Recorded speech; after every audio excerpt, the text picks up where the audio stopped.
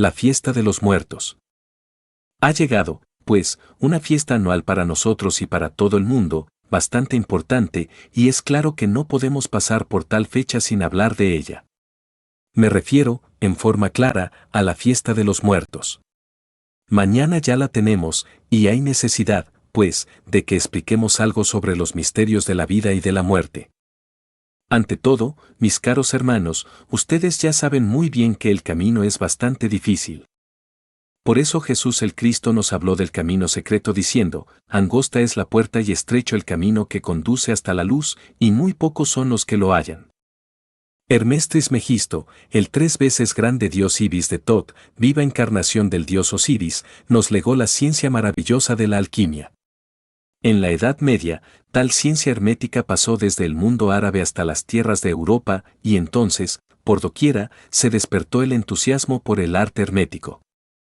En esa doctrina de Hermes están contenidas, tanto en esencia como en potencia, las claves máximas y el conocimiento puro que nos permite recorrer el angosto camino del cual nos hablara Yeshua ben Pandirá, Jesús el Cristo.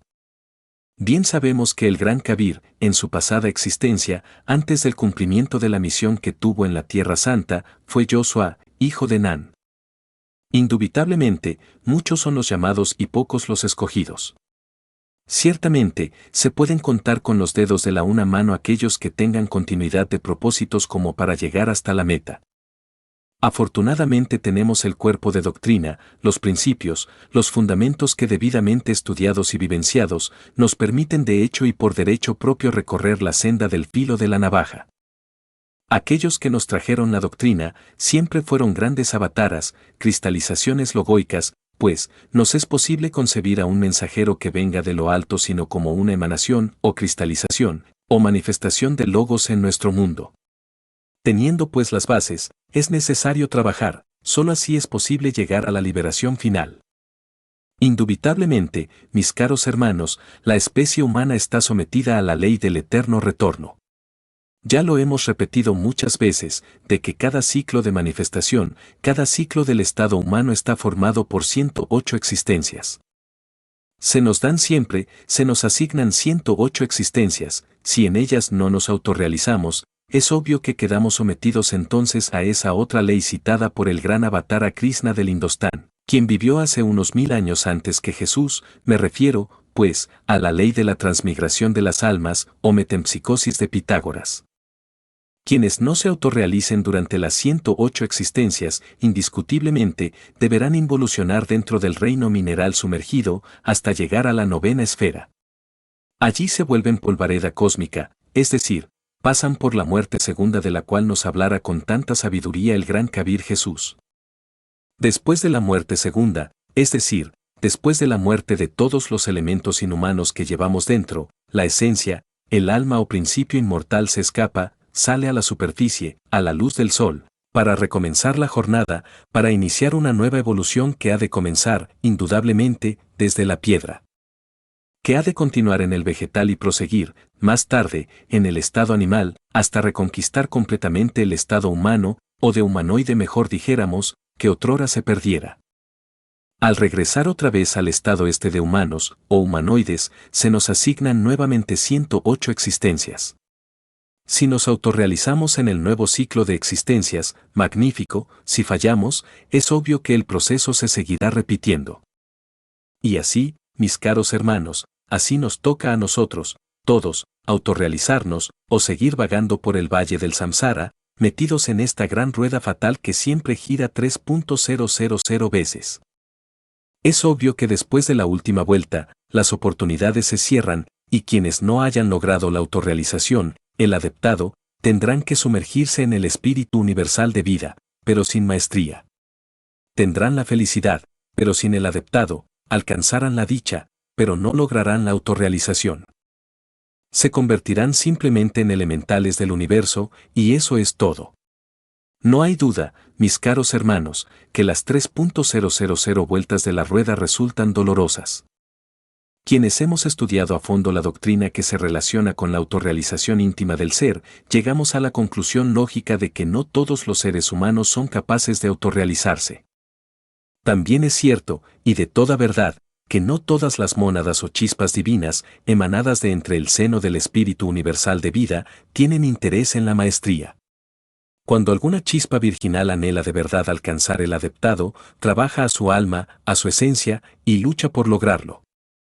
En el mundo vemos a muchas personas, a millones de seres humanos que no tienen ningún interés en la autorrealización íntima del ser. Podría objetársenos diciendo que tales gentes no conocen la gnosis.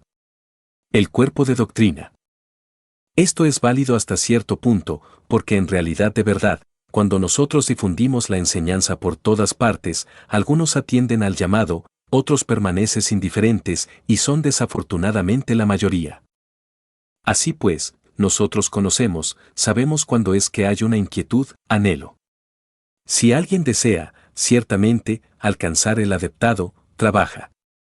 Cuando alguien tiene ese anhelo, indubitablemente está movido desde sus fueros más íntimos, está trabajado en secreto, está en desasosiego.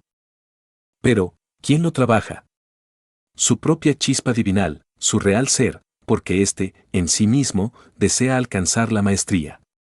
Mas repito, no todas las chispas virginales anhelan la maestría. Al llegar el día de los muertos es necesario que reflexionemos un poco. La gran ley tampoco abandona a los que no anhelan la maestría, ni a aquellos que luchan por lograrla y no la logran. El Omnimisericordioso vela por todas las criaturas y a nadie abandona. En los antiguos tiempos se dio una especial importancia a los misterios funerales. En Egipto se progresó mucho con los embalsamamientos, con las momificaciones, no hay duda de que las momias de Egipto son maravillosas. También se logró allí conservar los cuerpos vivos, no por hibernación, sino por una especie de momificación, cuerpos que pudieron existir a través de millares de años. Todavía, en la tierra de los faraones, existen bajo el suelo, ya debajo de las pirámides o en lugares reservados y secretos, cuerpos vivos de maestros que datan de edades de 3.000, 4.000, 5.000 y hasta 10.000 años antes de Cristo. A su tiempo, esos maestros ingresarán en sus cuerpos físicos que duermen bajo tierra, para surgir nuevamente a la luz del sol, tal como está escrito en el libro de los muertos, e iniciar en el mundo una nueva era neptuniano-amentina. Yendo al fondo de esta cuestión, tanto los egipcios como los tibetanos, como los aztecas y los mayas, enseñaron que es posible liberarse después de la muerte para no regresar más a este afligido mundo. Quienes así proceden, obviamente lo hacen sin autorrealización, empero, como son pocos los que pueden autorrealizarse, es preferible siempre escaparse del valle doloroso del samsara.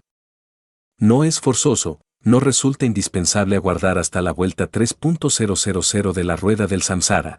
Quienes anhelen la liberación, pueden hacerlo aunque no logren el adeptado, pues todos los seres humanos no nacieron para adeptos, ni para mahatmas, ni para logos. Y existe siempre una puerta de escape para los que no se sientan capaces de realizar la gran obra. Obviamente, si después del ciclo 3.000 hemos de reingresar al seno de espíritu universal de vida como simples elementales de la naturaleza sin autorrealización ninguna, esto claro, en el caso de que no hubiésemos trabajado realmente, pues entonces, preferible es liberarnos de una vez de esa rueda fatal. Así nos evitaríamos el descenso a los mundos infernales después de cada ciclo de manifestación y los sufrimientos terribles de este valle doloroso de lágrimas. Hay, pues, dos formas de emanciparnos, dos formas de evadirnos del valle del samsara, una, autorrealizados, convertidos en mahatmas o logos, otra, como simples elementales, sin autorrealización íntima. Cada cual, por sí mismo, debe reflexionar y escoger el camino. Y al escogerlo, necesitamos ser serios, porque una vez dado el paso por el camino secreto, no es posible regresar atrás. Por eso es que en los misterios tibetanos, cuando alguien va a recibir la iniciación, los sacerdotes hacen sonar sus trompetas, formadas con huesos de muerto, a tiempo que le advierten al neófito. Detente, caminante, no intente seguir por el camino que está más allá de este umbral, recuerda que el camino de la iniciación está lleno de lágrimas, dolores, sufrimientos. Tú puedes ser feliz con la religión que se te ha enseñado y vivir en los paraísos de la naturaleza, en la tierra de los devas, de los dioses santos, etc. ¿Por qué insistes en meterte por el camino secreto? Si el neófito, a pesar de todo, dice, Nada puede detenerme, yo recorreré la senda del filo de la navaja, yo voy por el sendero de la autorrealización íntima, nada podrá desviarme, obviamente recibirá la iniciación. Mas si flaqueara, entonces tendrá forzosamente que buscar la emancipación común por el entendimiento, aquel tipo de liberación sin autorrealización. No podrá ser un sol, pero se contentará con ser una estrella. El camino de la emancipación por la comprensión no nos convierte en dioses, únicamente permite que nos escapemos como elementales para vivir entre el océano del espíritu universal de vida, en forma definitiva. No es forzoso llegar hasta el ciclo 3.000 de la vuelta de la rueda del samsara. Aquellos que ya no quieran vivir, los que están desencantados de la vida, los que hayan bebido en el cáliz de todas las amarguras, y que en modo alguno se sientan lo suficientemente preparados como para hollar la senda que los ha de convertir en dioses. Más allá del bien y del mal, pueden hollar la senda del menor esfuerzo, aquella que tan solo nos convierte en elementales, o en pequeños butas elementales, aquella que nos permite regresar al seno de la gran realidad para siempre. Obviamente, quienes no pueden autorrealizarse y terminan su ciclo de manifestación, normalmente deben descender entre las entrañas del abismo y sufrir mucho para poder lograr la muerte segunda. Después de la misma, viene la emancipación de la esencia elemental. Esta, convertida en elemental, iniciará una nueva evolución. Naturalmente, eso que hemos de hacer, o eso que la naturaleza ha de hacer por nosotros dentro de las entrañas de la tierra, podemos hacerlo a voluntad, aquí y ahora, y evitarnos la bajada entre las entrañas del abismo. Si la naturaleza ha de desintegrar el ego, el mí mismo, el sí mismo. Aquí, nosotros, podemos hacerlo y sin necesidad de tener que hundirnos en esos abismos espantosos del reino mineral sumergido. Si hemos de quedar convertidos en elementales después de la muerte segunda, es mejor quedar convertidos en elementales aquí y ahora, sin pasar por esa amargura. Así pues, hay misericordia, el eterno Padre Cósmico Común, el Omnimisericordioso, jamás abandona a nadie. En la muerte existen misterios extraordinarios. Quien quiera realmente emanciparse y no volver jamás, debe empezar por conocer la doctrina, se hace indispensable disolver el ego, el yo, el mí mismo, el sí mismo. No podría exigírsele a una criatura humana que logre la perfecta eliminación radical del ego, aquí y ahora, si no está preparada. Pero si puede cualquier criatura, si así se lo propone, si quiere emanciparse, eliminar, pues, el ego, el yo, aunque sea en parte, después de la muerte continuaría el resto del trabajo. Pero, y ahí viene el pero, si estuviésemos con la conciencia dormida, de todas maneras habríamos de regresar. Entonces, ¿cómo hacer para no regresar a este valle de lágrimas? Despertar la conciencia. Pero, ¿cuándo hemos de despertarla, después de muertos o ahora? Es claro que aquí mismo debemos trabajar para despertar conciencia. ¿Existe alguna ciencia que nos permita el despertar de la conciencia?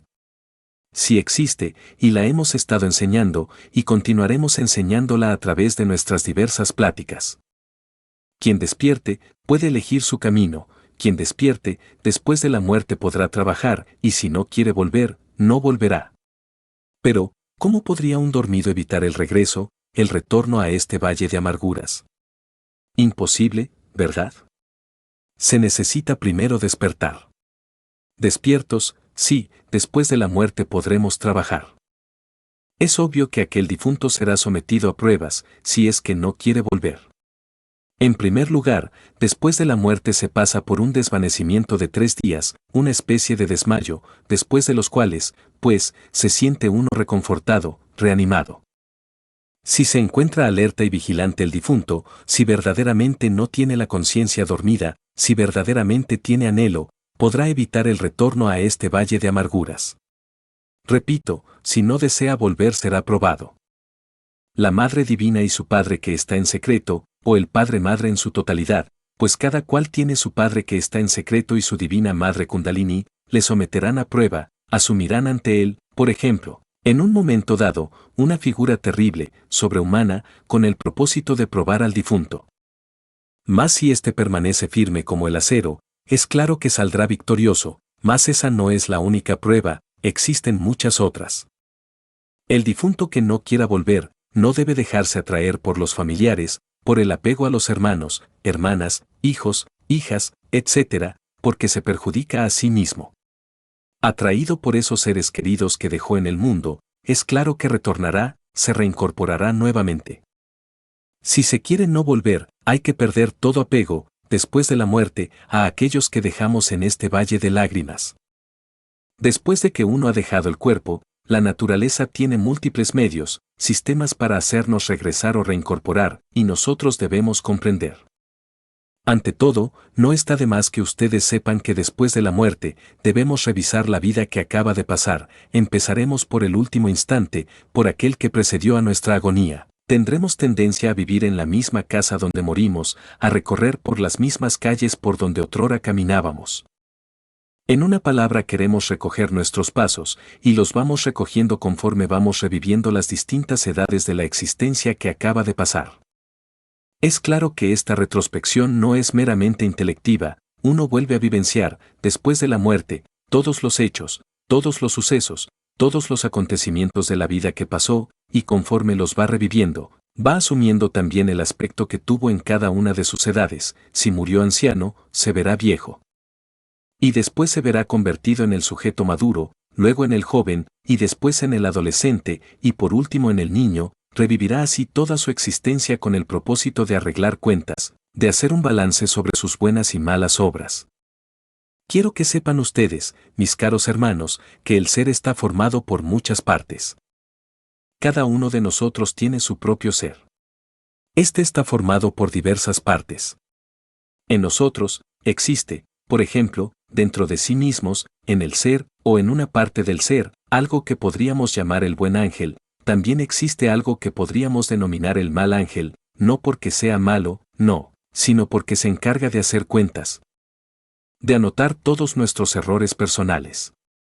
El buen ángel se preocupa por anotar las buenas acciones. Pero no es que el buen ángel y el mal ángel sean personas extrañas, no, son partes de nuestro propio espíritu individual, de nuestro propio ser íntimo. Después de la muerte, por ejemplo, el genio del bien contará con piedritas la cantidad de buenas obras que hemos hecho, y veremos también al geniecillo del mal, que no es que sea del mal, sino sencillamente que anotará nuestros errores, porque es otra parte de nuestro ser, contando con piedrecillas negras nuestros malos actos. Pero tal cuenta se realizará después de la vida que pasó, después de haberla revivido internamente, en forma retrospectiva. Así pues, toda la existencia que pasó viene a quedar reducida a números, a sumas de buenas y malas acciones. Obviamente, al terminar la retrospección y después de que nuestro propio ser ha hecho el balance, el inventario dijéramos, de nuestras buenas y malas acciones. Los señores del karma harán justicia y determinarán la existencia que nos aguarda en un futuro. Más si deseamos no volver, si para ello nos hemos estado preparando durante toda la existencia, si estamos despiertos, podremos defendernos, podremos pedir a nuestra Madre Kundalini el perdón de los errores, podremos concentrarnos en otra parte de nuestro ser que se llama el Gran Misericordioso, y obtendremos ayuda, habrá piedad.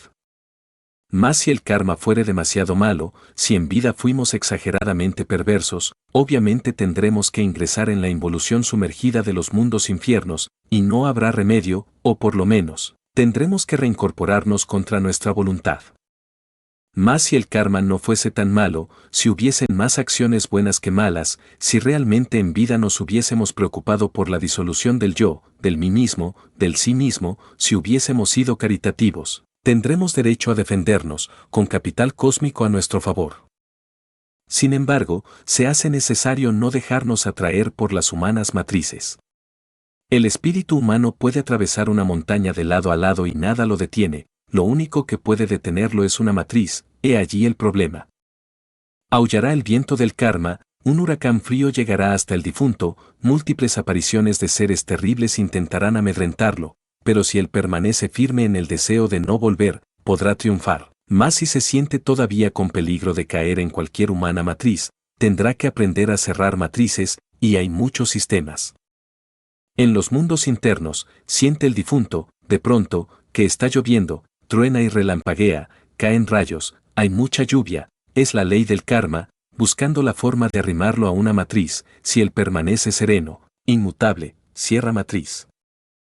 El inexperto correrá a esconderse dentro de alguna caverna, tratando de eludir la tempestad, y cuando intente alejarse, sentirá que con algo se ha ligado a esa caverna, sí, ha quedado ligado a una matriz, a un germen, esa caverna era una matriz. De manera que hay que aprender a cerrar matrices, si es que se quiere no volver. Verán, los difuntos que desean no volver, a muchas criaturas, machos y hembras, copulando, si es de pronto atraído hacia tal o cual casa, y sintiese simpatía por alguno de la pareja y antipatía por el otro, obviamente, allí tendría que regresar. El difunto que siente simpatía, por ejemplo, por el elemento femenino de una pareja, seguro que nacerá, allí, con cuerpo masculino, y viceversa, si siente simpatía por el elemento masculino de la pareja, y repudio por el femenino, nacerá allí, obviamente, con cuerpo femenino. Así pues, somos atraídos hacia determinados lugares u hogares, de acuerdo con la ley del karma, si pasamos más allá de la simpatía y de la antipatía, si nos hemos ejercitado en vida para eso, no entraremos en ningún germen humano, no penetraremos en ninguna matriz. Otro sistema para eludir el caer en cualquier matriz es la meditación profunda, aprender a lograr la quietud y el silencio de la mente, lograr la irrupción del vacío iluminador en nosotros mismos y dentro de nosotros mismos. Si logramos conservarnos en el vacío iluminador, lograremos eludir la atracción de cualquier matriz, cerraremos matriz. En vida, los que aspiren a liberarse aunque sea en estado de elemental sin autorrealización, deben ser instruidos con ese propósito, luchar por la disolución del ego, del yo, del mí mismo, del sí mismo, andar por el camino recto, hollar la senda de la santificación, despertar conciencia, aprender a vivir conscientes en los mundos superiores. Y para despertar conciencia, hay que trabajar aquí y ahora. Nosotros hemos enseñado la ciencia para despertar la conciencia, está escrita en mis libros, ustedes la han leído, lo importante es llevarla, sí, a la práctica. Quienes logren eludir la atracción del valle del samsara, podrán después de la muerte renacer, no con cuerpo físico, sino renacer, por ejemplo, en un paraíso, en algún reino de tipo superior, ya en el reino del Buda Gautama Sakyamuni, o en el de Amitabha, o en el de Maitreya, o en el de los cabellos largos, o en el de la suprema felicidad. Ese es el nacimiento supranormal. Hay también quienes renacen en el infierno, ese es el caso de los que ya concluyeron su ciclo de nacimientos y de muertes, pero quienes aspiren a la liberación deben nacer en forma supranormal, en cualquiera de esos reinos de los mundos superiores. Al nacer en cualquiera de esos reinos, nos dedicaremos de lleno a trabajar intensamente en la eliminación de los elementos inhumanos que llevamos dentro, con el propósito de lograr que la esencia quede limpia, transparente como el cristal, sin adherencias del polvo terrenal. Es obvio que quienes así aspiren, deben haber pasado por una previa preparación esotérica, aquí en el mundo físico.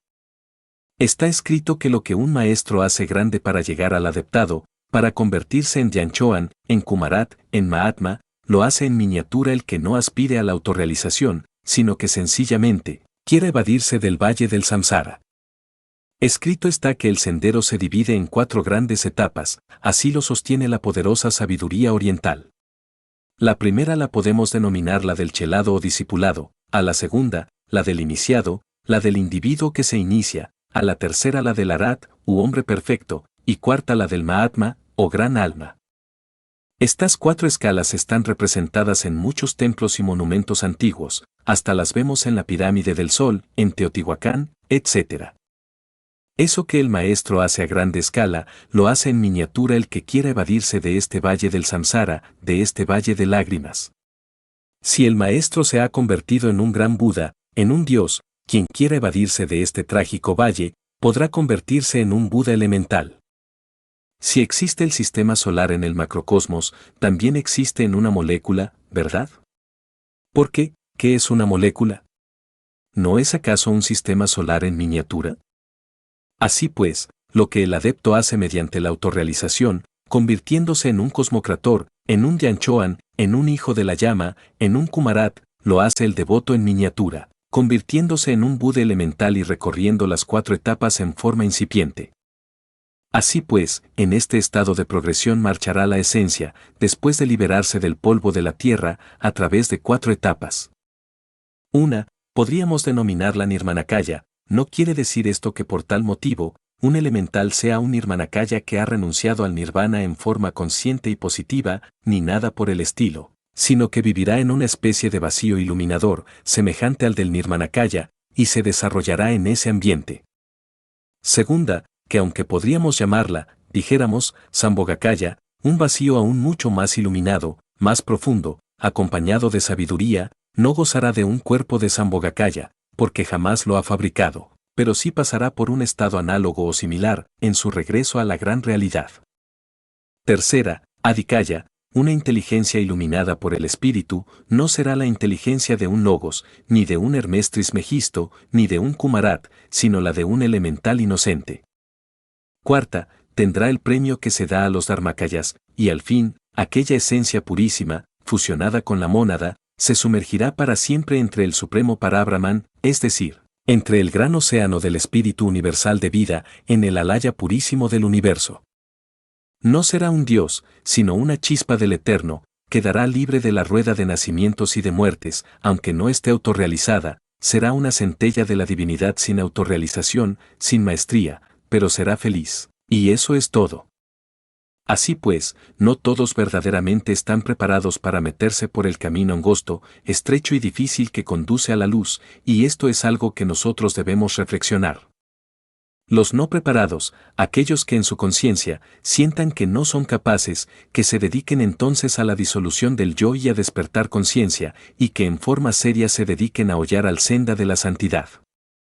El último pensamiento del moribundo es definitivo: si ese moribundo no desea volver, no quiere volver, puede escaparse y no volver, a condición de que el karma no sea tan malo, porque hay gentes que tienen un karma tan duro, debido a sus perversidades, que naturalmente tendrán que volver.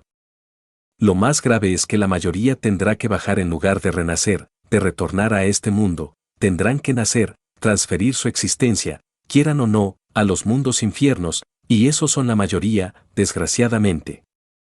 Así pues, mis caros hermanos, en esta noche, víspera de la fiesta de los muertos, hemos de reflexionar, hemos de ponernos la mano derecha en el corazón y preguntarnos a sí mismos: ¿realmente quiero hollar la senda del filo de la navaja y trabajar en la autorrealización íntima del ser? Si no soy capaz, si ese no es mi anhelo, si mi deseo es irme para siempre, entonces tomar una resolución, comenzar también a despertar conciencia, a trabajar con nuestros sistemas para lograr ese autodespertar, a disolver el ego, mediante la enseñanza que hemos dado en forma clara y positiva. Estamos, pues, ante el dilema: o seguimos la senda del filo de la navaja que nos ha de llevar a la autorrealización íntima del ser, o no la seguimos. Si no estamos dispuestos a seguirla, si no nos sentimos capaces, mejor es que nos resolvamos a no volver a este valle de lágrimas. Somos nosotros mismos los que debemos elegir el camino, nadie puede elegirlo por nosotros. Hasta aquí esta plática. Si hay alguno que quiera hacer alguna pregunta, puede hacerla con la más entera libertad. A ver, hermano. Estudiante. Venerable maestro, el hecho de que el cuerpo físico sea incinerado o no, tiene que ver algo con... Maestro. Pues, no. Aunque sí es muchas veces preferible incinerar el cuerpo, porque cualquier atracción que se pueda sentir por el cuerpo después de la muerte, queda cortada cuando el cuerpo físico ha sido incinerado. Sin embargo, no es un factor así muy grave. Algunos pueden sentir cierta atracción por el cuerpo, andarán de aquí para allá buscando su cuerpo, desearán meterse entre él, se lamentarán haberlo perdido. Esos, claro, son candidatos para regresar al mundo. Otros no sienten ninguna atracción por el cuerpo físico y prefieren marcharse definitivamente, eso depende de la vida que nosotros hayamos llevado. Mas, sin embargo, conviene muchas veces, conviene mejor incinerar el cuerpo, así se pierde, con el vehículo, hasta las más insignificantes atracciones, toda sutil atracción que uno pudiese sentir por el cuerpo, queda de hecho cortada cuando el cuerpo es quemado. ¿Hay alguna otra pregunta, hermanos? Habla hermana. Estudiante. Con respecto a las mujeres, ¿qué sucede? Maestro. Hay un factor que influye mucho en la cuestión del sexo, y es aquello que se llama antipatía y simpatía. Eso viene a definir mucho, a definir prácticamente, dijéramos, el sexo que se ha de tener en un nuevo nacimiento. Por ejemplo, después de la muerte nos sentimos atraídos hacia determinado hogar, suele a veces ser el hogar de nuestros propios familiares, de nuestros descendientes, etc. Al acercarnos, pues, ante una pareja de esas, a la que nos sentiremos por ley del destino, del karma, atraídos hacia ellos, y muy especialmente en el instante en que ellos están copulando, nos sentiremos, o el difunto sentirá, para hablar más claro, atracción específica por determinado elemento. Si la siente por la mujer que está copulando, puede nacer allí, queda atrapado allí, queda relacionado con la semilla aquella, y vendrá a tener cuerpo masculino. Más si siente más atracción, más simpatía, amor por el padre y antipatía por la mujer que hay allí, pues, obviamente, al quedar relacionado con esa semilla, pues, toma cuerpo femenino. Observen ustedes que los niños varones sienten más atracción por su madre, vean ustedes, en forma muy especial, como las niñas quieren más al padre. Esta cuestión de la simpatía y de la antipatía, esa simpatía que ven ustedes en las niñas por el padre y en los niños por las madres fue la que determinó su sexo. Esa simpatía no existe solamente después de haber nacido, existe desde antes de haber nacido y fue la que os trajo a la existencia. Cuando se tiene simpatía específica por la madre, nace con cuerpo masculino. Y si la simpatía es muy especial por el padre, nace con cuerpo femenino. De manera que si un difunto desea no volver tendrá que saber pasar más allá de las simpatías y las antipatías, si es que desea no volver. ¿Hay alguna otra pregunta, hermanos? Estudiante. Venerable maestro, en su libro de las plantas dice que el cementerio es un salón de magia negra y que no debemos sepultar a los deudos ahí, entonces, es la misma pregunta que hacia el hermano Ramos, ¿es mejor incinerarlo siempre? Maestro. Sí, es preferible incinerarlos. Y naturalmente, en los panteones, hay dentro de las dimensiones superiores, en la quinta dimensión, en la región molecular, determinados antros de magia negra y personajes de la mano izquierda, tenebrosos, que suelen morar en los panteones y utilizar, inclusive, a los espectros de los muertos para causar daño a los vivos. Son muchas las cosas que suceden en los panteones, sobre las cuales he hablado yo en el libro ese de Medicina Oculta. ¿Hay alguna otra pregunta, hermano?